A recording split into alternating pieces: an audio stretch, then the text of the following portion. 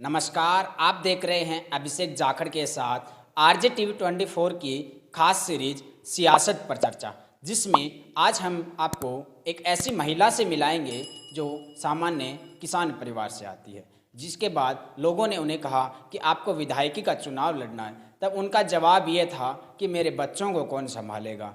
तब लोगों का कहना है कि आपके बच्चे हम संभालेंगे, लेकिन आपको विधायकी का चुनाव लड़ना पड़ेगा। तब वो बेनीवाल साहब के सपोर्ट से विधायकी का चुनाव लड़ी और फिर विधानसभा पहुंची। वो कोई मेहमान और नहीं, आज हमारे साथ है मेड़ता से विधायक इंदिराजी बावरी। नमस्कार मैडम, आपका आरजे टीवी 24 की खास सीरीज सियासत पर चर्चा में स्वागत है। धन्यवाद आपको। इंदिरा जी, हम शुरुआत करते हैं आपके राजनीतिक सफ़र की। तो आप बावरी समाज से आते हैं, आप समाज सेवी थे, फिर आप एमएलए बने हो। यहाँ तक का सफ़र कैसे तय किया आपने? देखिए, बावरी समाज की बात बताऊँ आपको, मैं जो किसान की बेटी हूँ और मेरे ससुराल में भी काफ़ी गरीब लोग हैं। तो मेरे हस्बैंड ने पढ़ लिख के बहुत बड़ा जॉब लगा और आज जैन भी है। और मैं आज तक मेरी सोच में कभी नहीं सोचा कि मैं एमएलए बन सकूं। तो मैं एक समाज की सेवा करी और समाज को आगे बढ़ाने की कोशिश जो मेरे पति है वही करी। और मैं जो इतनी गरीब थी कि दिन में देन की करती और रात में खेत में पानत करती और पूरा प्रयास किया कि किसान की बेटी हूँ तो पूरा किसान का काम करना मेरे को अभी भी आता है और पहली भी मैं कर लेती। और जो मेरे हस्बैंड है उनकी एक सोच थी कि हमारी समाज आगे करना, कि बावरी समाज आज तक आप लोग देखो सब जगह जाओ आप, बोर्ड भी काफ़ी है, पर आज तक बावरी समाज को कोई नहीं समझे। और मैं भी आपको बताना चाहूँ कि मैं भी मेरी ससुराल में और पीर में भी बहुत गरीबी थी और मैं भी दुख दे के मेरे हस्बैंड को पढ़ाया और आगे बढ़ाया। और मेरे हस्बैंड का यही प्रयास रहा कि हम अपनी समाज बावरी समाज, चाहे कोई भी समाज अपना आदमी कोई भी चुनाव लड़ना चाहे तो अपन तन मन धन से उनके साथ में थे। तो हम पूरा प्रयास करें, कोई भी पार्टी आज तक बावरी समाज को टिकट नहीं दिया। तो मैंने दोनों पार्टियों को परख ली कि दोनों पार्टियों अपने टिकट नहीं देने वाली है। तो आपने हनुमान जी बेनीवाल को ही क्यों चुना कि वो पार्टी जो 2018 के चुनाव से पहले 1 महीने पहले पार्टी बनती है और उसी से आप चुनाव लड़ते हो और फिर आप विधायक भी बन जाते, तो हनुमान जी बेनीवाल को क्यों चुना आपने? देखिए, प्रयास पूरा करे ना, आपने बता रही हूँ कि कांग्रेस से ही पूरा प्रयास किया कि हमारे कैंडिडेट है उनको टिकट मिल जाएगा, उनको ही नहीं मिला। और बीजेपी से ही मेरे आदमी ऐसे है उनको टिकट मिलने के पूरे प्रयास आ गए, भाई इनको टिकट मिल जाए, पूरी समाज अपनी बावरी समाज इनके साथ में रह के इनको जिताने की कोशिश करेंगे।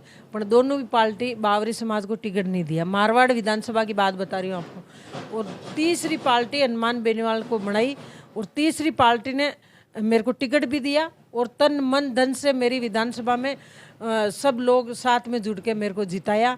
और पूरा प्रयास करूँगा मेरी विधानसभा का कितना विकास है और कितना काम है, क्योंकि मैं भी गरीब घर की बेटी हूँ। तो मेरी सोच ये है कि गरीब किसान आगे कैसे आवे और उनका भला कैसे होवे। और यही हमारे नेताजी की सोच है कि गरीब किसान आगे आवे और उनका भला हो। हनुमान जी बेनीवाल की बात करें तो वो भाई दूज पे आपने उनका रक्षा सूत्र भी बांधा था, तो क्या हनुमान जी बेनीवाल एक भाई बन के बहन का साथ निभा रहे हैं? बिल्कुल भाई का निभा रहे। जब मेरे चुनाव के प्रचार में आए थे, सब गांव वालों को बोले कि मेरे भाई नहीं था, तो बोले मैं आपके भाई हूँ और पूरे गांव के आपके विधानसभा के लोग पूरे भी आपके भाई है और आपको तन मन से बहन बना के आपको जिताएगा। और मेरा तो यही है कि मेरे भाई नहीं है तो मैं तो यही उनको ही भाई मानती हूँ और वो उनको मेरे को बहन मानते हैं। और बार त्योहार मेरे को बुलाता है, मान और सम्मान देता है। और उनकी बीबी भी मेरे से प्यार करती है, बच्चा भी करते हैं, सब मेरे को रखते हैं अच्छी तरह से। मेरे को ऐसे फिलहाल नहीं होता कि मेरे भाई नहीं है। जब से हनुमान जी से मिली हूँ मेरे को ऐसे नहीं लगता कि मेरे भाई नहीं है, मैं जानती हूँ मेरे भाई भी है। इंदिरा जी, हम बात करें भ्रष्टाचार की तो प्रदेश में बहुत ज़्यादा भ्रष्टाचार हो गया है। जैसे रीट पेपर मामला है वो लीक हो गया था, उसके बाद विधानसभा में एक कमेटी बनी जिसमें ये डिसाइड हुआ कि जो पेपर लीक होगा उस पर कानून लाया गया, लेकिन उसके बाद भी अभी राजस्थान पुलिस में पेपर लीक हो गया, तो उसको लेकर आप क्या कहना चाहोगे? देखिए, रीट का पेपर तो आप खुद भी देखे, बड़ा बड़ा मंत्री और एमएलए जो कांग्रेस की सरकार है आज तक कांग्रेस की सरकार ये नहीं सोचती है कि गरीब किसान आगे आवे।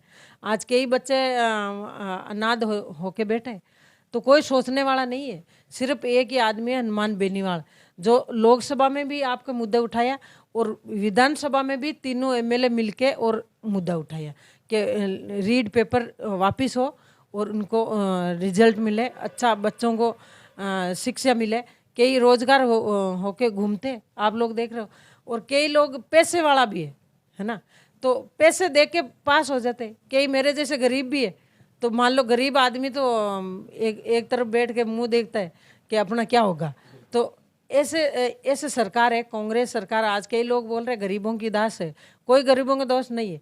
सिर्फ गरीबों की दास एक ही है, सिर्फ हनुमान जी बेनीवाल साहब। आप लोग देख रहे हो, आज गरीब के किसान के कोई भी आप बुला लो, आपके घर पे आए, आपके चाय पानी पी और आपके पास में बैठ आपकी बात सुनी और आपको पूरा प्रयास कर आपको काम करवाए। जी, यह तो हमने देखा है हनुमान जी बेनीवाल को कि उनके दरबार हमेशा खुले रहते हैं।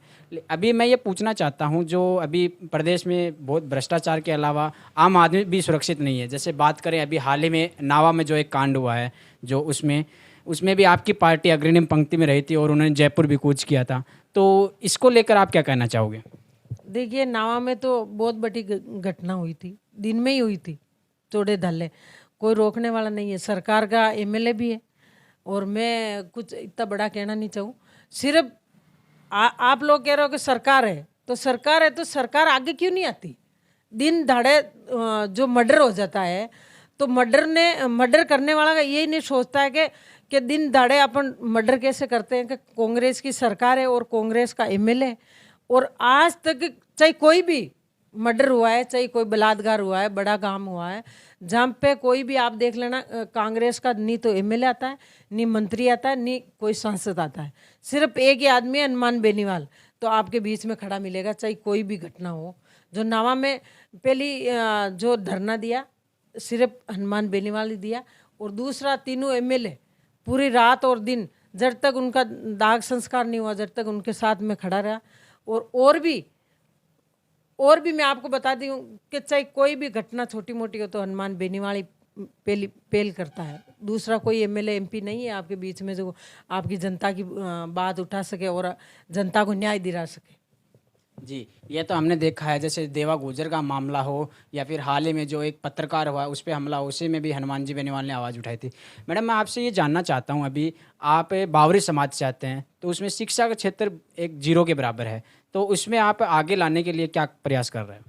प्रयास तो यही कर रहे हैं कि गांव-गांव घूम रहे हैं, सबको यही समझा रहे हैं, बच्चों को पढ़ाओ लिखाओ, आगे बढ़ाओ, जब अपनी समाज आगे आएगी जागेगी।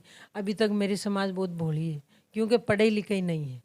पढ़े लिखे के पीछे मेरी समाज पीछे रह गई। तो मैं वो पूरा प्रयास कर रही हूँ कि हमारी समाज आगे आवे और हमारी समाज को न्याय मिले, क्योंकि आज कई बड़ी बड़ी समाज है, आज सब लोग देखो बड़ा बड़ा अधिकारी है, बड़ी बड़ी नौकरियां पोस्ट मिलोड़ी है, और मेरी समाज में आज तक कोई जागरूक नहीं है, क्योंकि पिछड़ी हुई समाज है। और पिछड़ी हुई किस लिए है कि पढ़ाई लिखाई नहीं है, इसलिए मेरी समाज पिछड़ी हुई है। देखना आने वाली टाइम में मेरी समाज भी बहुत जागरूक होगी। मैडम, मैं आपसे अब ये जानना चाहता हूँ, आप 2018 के बाद विधायक हो मेड़ता से, तो उसमें अब तक आपने अपने क्षेत्र में क्या क्या कार्य करवाए हैं? बहुत सारे किए कार्य तो मैंने एक कन्या महाविद्यालय कॉलेज भी खुलवाई, और ट्रॉमा सेंटर भी अभी चल रहा है, और कई गांवों में पीएससी की भी घोषणा कर दी, और रोडों भी 100 किलोमीटर 150 किलोमीटर में मेरे विधानसभा में रोड भी चल रही है। वो भी मेरे नेताजी के आशीर्वाद से आज मेरी विधानसभा का लोग भी बहुत खुश है कि पहली बार मेरे विधानसभा में एमएलए बने आरएलपी के, वो भी सरकार नहीं है मेरे पास, तो भी पूरा प्रयास कर। और मेरी विधानसभा का लोग, आप जाके देखना, मेरी विधानसभा का लोग बहुत खुश है कि मेरे पहली बार एमएलए बने और पहली बार मेरी विधानसभा में इतना काम और विकास हुआ। मैडम, अब मेरा एक सवाल ये है कि 2023 में राष्ट्रीय लोकतांत्रिक पार्टी अपने आप को कहाँ देखती है? देखिए, राष्ट्रीय लोकतांत्रिक पार्टी नहीं देख रही, पूरा देश देख रहा है, क्योंकि आज जो कांग्रेस की सरकार है, आप लोग देख रहे हो, सब लोग उनसे परेशान होके, और कांग्रेस वाले नेता ही हमारे आरएलपी में जुड़ने लग गया।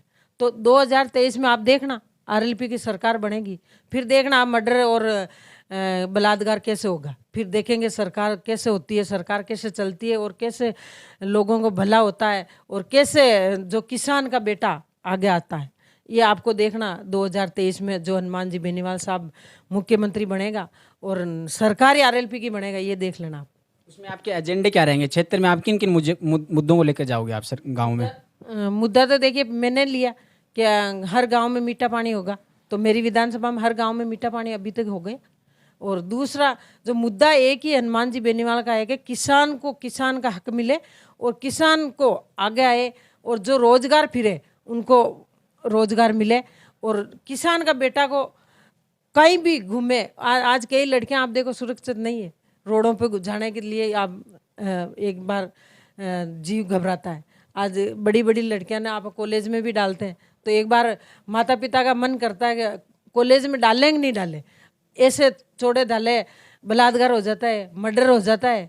तो ये भेद नहीं भागेगा जब आरएलपी की सरकार नहीं बनेगा, जब तक ये भेद नहीं भागेगा किसी का।